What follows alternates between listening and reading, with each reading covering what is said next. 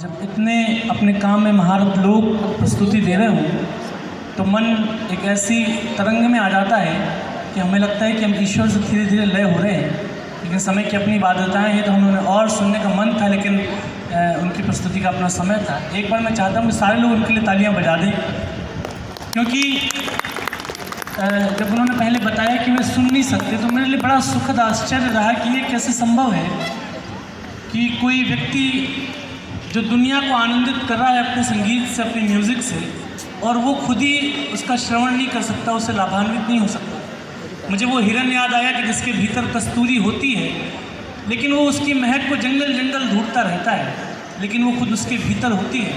लेकिन संगीत ईश्वर का दिया हुआ वरदान है। मैं विजय शुक्ल जी का बहुत आभार प्रकट करता हूँ कि आपने इस महनीय कार्यक्रम का मुझे हिस्सा बनाया। मुझे कविताएँ सुनाने के लिए आदेश हुआ, लेकिन मैं गुरुदेव रविंद्र जी की ज़मीन पे कविताएं तो क्या सुनाऊंगा, लेकिन मैं कुछ एक चीज़ें जो मेरे पास हैं वो मैं आपको सुनाऊंगा। लाइट अगर थोड़ा सा ये हो जाए कि मुझे आपके चेहरे दिख नहीं रहे हैं तो बेहतर होगा। एक साथ इतने सारे लोग जो कलाओं से प्रेम करते हैं, संगीत से प्रेम करते हैं, आर्ट से प्रेम करते हैं, पेंटिंग से प्रेम करते हैं, बहुत मुश्किल होता है आजकल दुनिया देखने में, क्योंकि दुनिया धीमे धीमे मशीनीकरण की तरफ बढ़ रही है। हम धीमे धीमे मशीन होते जा रहे हैं। लेकिन मैं सौभाग्यशाली हूँ कि हम एक साथ इतने लोग उपस्थित हैं। आप देश के अलग अलग प्रांत से होंगे, अलग अलग डिपार्टमेंट से होंगे, अलग अलग कामों में होंगे, लेकिन हम एक चीज़ में समान हैं। ईश्वर ने हमें आंखें भी दी हैं और दृष्टि भी दी है, क्योंकि लोग आंखें तो पूरी दुनिया के पास हैं, लेकिन संगीत को, कला का कद्र देने की जो भाव है वो पूरी दुनिया के पास नहीं है। हम उनको सराहने वाले लोग हैं। तो मैं इस भाव में बहुत अपने आप को ब्लेस्ड महसूस करता हूँ कि ईश्वर ने हमें मन दिया है, तो वो महसूसियत भी दी है कि हम सुबह उठें और अगर सूर्योदय बहुत खूबसूरत है तो हमारा मन वही ठहर जाता है। अगर हम रात में किसी पूरे चंद्रमा को देख रहे हैं तो हमारा मन लगता है कि यार कुछ काम छोड़ दी जाए और ये रात का आनंद लिया जाए। कोई अच्छी संगीत प्रस्तुति हो रही होती है तो हमारा मन होता है यार कि बाकी सारे काम बाद में कर लिए जाएंगे, लेकिन ये करना ज़रूरी है, क्योंकि ज़िंदगी सिर्फ काम करने का नाम नहीं है। और मैं समझता हूँ कि सारे भाव हम एक साथ एकत्रित होते हैं। ये जितने लोग पीछे हैं, मैं सबसे आग्रह करता हूँ कि आप अपना स्थान कुर्सियों पर ले लें, तो मुझे कविताएँ सुनाने में थोड़ी सी सहूलियत रहेगी। और क्योंकि मैं थोड़ी देर हूँ आपके बीच में, तो विजय सर पीछे जितने भी लोग हैं सबसे आग्रह करता हूँ कि आप अगर अपना स्थान ले लेंगे तो मुझे थोड़ा मेरा मन बनेगा, क्योंकि कविताएँ सुनाना बहुत मुश्किल काम होता है। मैंने कहा कि मैं रविंद्र जी की ज़मीन पर खड़ा हूँ, तो मुझे ऐसा कोई भ्रम नहीं है कि मैं कविताएँ सुना सकूँगा, लेकिन मैं युवाओं की बात इन दोनों करता हूँ और उसके लिए जब मुझे बुलाया गया तो मैं कुछ बातें करता हूँ। एक बार निवेदन है कि सारे लोग सामने आ जाएँ, तो मुझे क्योंकि यहाँ से लाइट से दिख नहीं रहा है, मैं सुनाता हूँ, सुनिए। ये क्योंकि खाली चेयर्स हैं तो मुझे ऐसा मतलब थोड़ा मन टूटता है कलाकार का कि जो है सुनने वाले लोग नहीं हैं, क्योंकि आप बहुत अच्छा सुन रहे हैं और सराह रहे हैं चीज़ों को, तो इसलिए मेरा मन कर रहा है कि ये कुर्सियाँ अगर भर जाएँ तो मुझे अपनी प्रस्तुति देने में बहुत सहूलियत हो जाएगी। खैर मैं शुरू करता हूँ। ये थोड़ा सा जो म्यूज़िक हो जाए, ये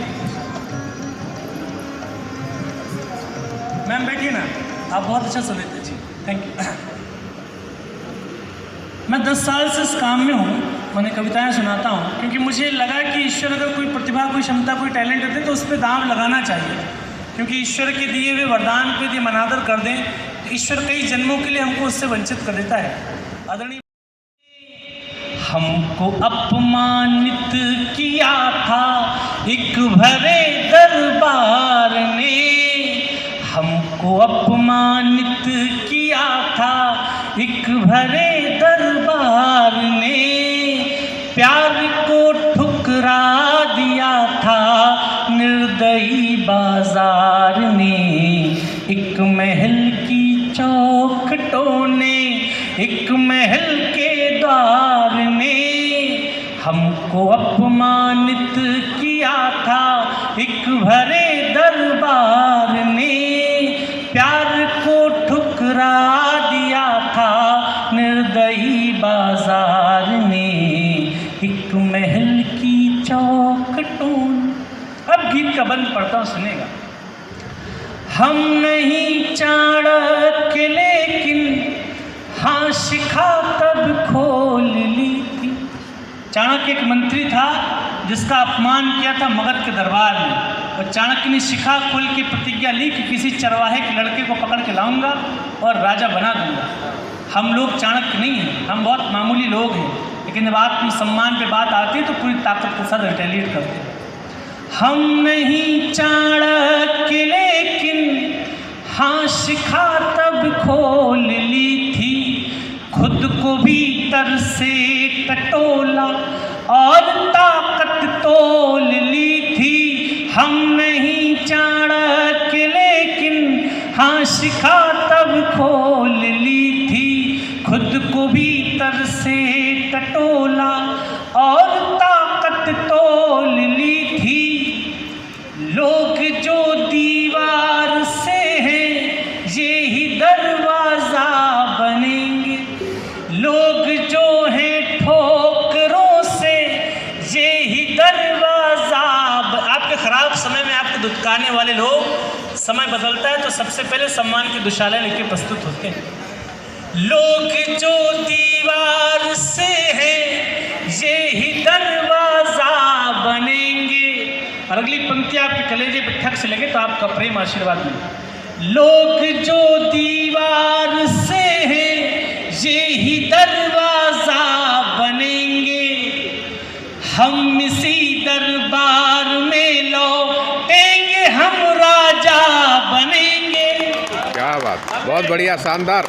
लोग जो दीवार से हैं ये ही दरवाजा बनेंगे, हम इसी दरबार में लौटेंगे, हम राजा बनेंगे। हमको तो केवल बनाया, मुझको तो केवल बनाया आप सबके प्यार ने। हमको तो केवल बनाया आप सबके प्यार ने, हमको अपमानित किया था एक भरे दरबार ने, एक महल की चौखटों। बहुत बढ़िया। लेकिन सफलता से सफलता तक की यात्रा होती कैसे है? हमें अपने भीतर क्या परिवर्तन करने पड़ते हैं। हम जब जिंदगी के जंगल में प्रवेश करते हैं, मैं तो बहुत मासूम से होते, बहुत भोले भाले से, बहुत ईमानदार, जो 16-17 साल के होते हैं, मासूमियत से भरे रहते हैं। लेकिन जब हम धीमे धीमे जानते हैं कि दुनिया उतनी क्रूर है, उतनी निर्मम है, तो हमें ये एहसास हो जाता है कि हमें अपने नाखून थोड़े पैने कर लेने चाहिए ताकि हम शिकार होने से बच जाएं।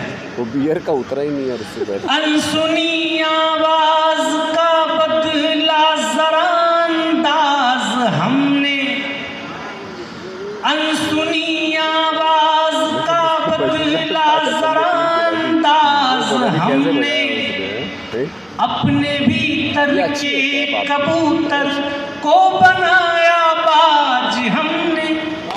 अनसुनी, शुक्रिया, अनसुनी आवाज का बदला जरा अंदाज हमने, अपने भीतर के कबूतर को बनाया बाज हमने। ताज क्या है कृष्ण के सिर, पंख ही स्वीकार होगा। और अगली पंक्ति में फिर आपका प्रेम मिले। ताज क्या है कृष्ण के सिर, पंख ही स्वीकार होगा। जिस जगह हम बैठ जाएं ये वही दरबार होगा। बहुत बढ़िया, बहुत बढ़िया। जीतना हमको सिखाया, जीतना हमको सिखाया, जीतना हमको सिखाया, मिल रही हर हार ने। हमको अपमानित किया था एक भरे दरबार ने, एक महल की चौखटों ने, एक महल के द्वार ने। हमको अपमानित किया था एक भरे दरबार ने, प्यार को ठुकरा दिया था निर्दयी बाजार ने, एक महल की चौखटों। 4 पंक्तियाँ अंतिम, इसके बाद इस कार्यक्रम को आगे बढ़ाएंगे हम, क्योंकि यहाँ कला से जुड़े हुए बहुत सारे बच्चे हैं और बहुत सारे मेरे साथी हैं, लेकिन मैं समझता हूँ कि अपनी कला को दुनिया के सामने प्रदर्शित करने के लिए जो आत्मविश्वास चाहिए वो बहुत धीमे धीमे पनपता है।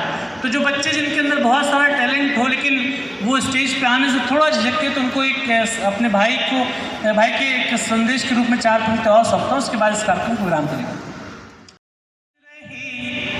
उस पर है छल पड़े, 10 साल से इस काम में हूँ, जब ये लगा कि यार ये नहीं होगा, लेकिन मन ने कहा कि नहीं, अपने प्रयास करना नहीं छोड़ो। मैं पंक्तियाँ पढ़ता हूँ।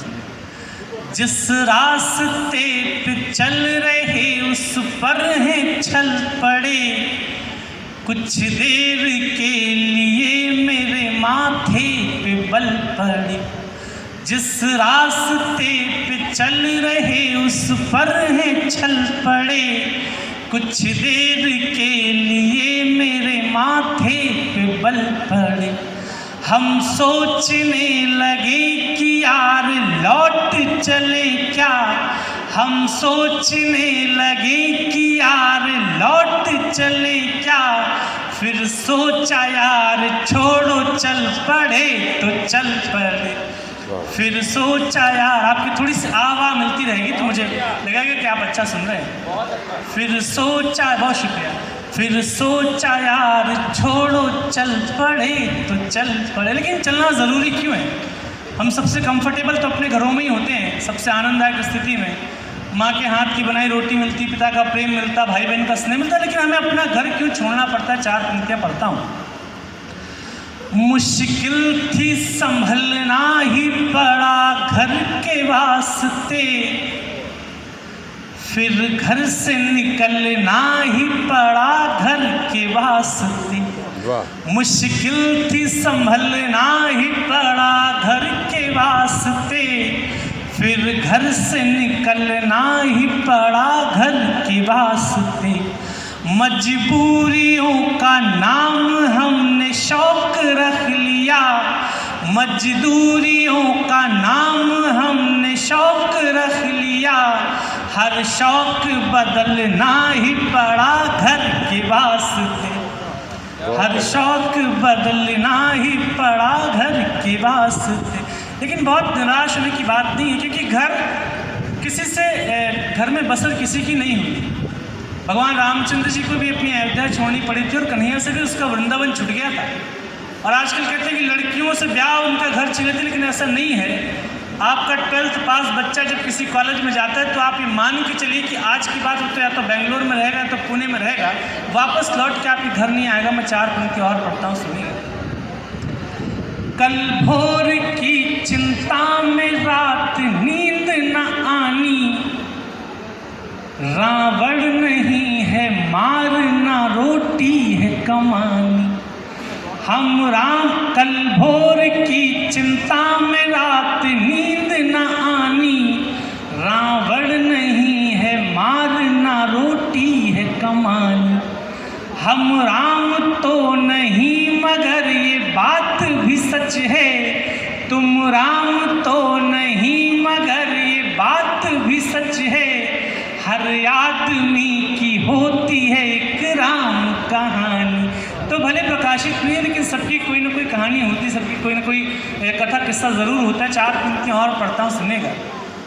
हम जब थोड़ा सा हमारे प्रयास सफल हो जाते हैं, जब हम जिंदगी में बहुत प्रयास करते हैं और हमें सफलता नहीं मिलती, तो ईश्वर से हम कई बार शिकायत करने लगते हैं कि ईश्वर हम इतनी मेहनत कर लें लेकिन परिणाम हमें क्यों नहीं मिल रहा। मैं 4 पंक्तियाँ वही शिकायत की पढ़ता हूँ, सुनिएगा।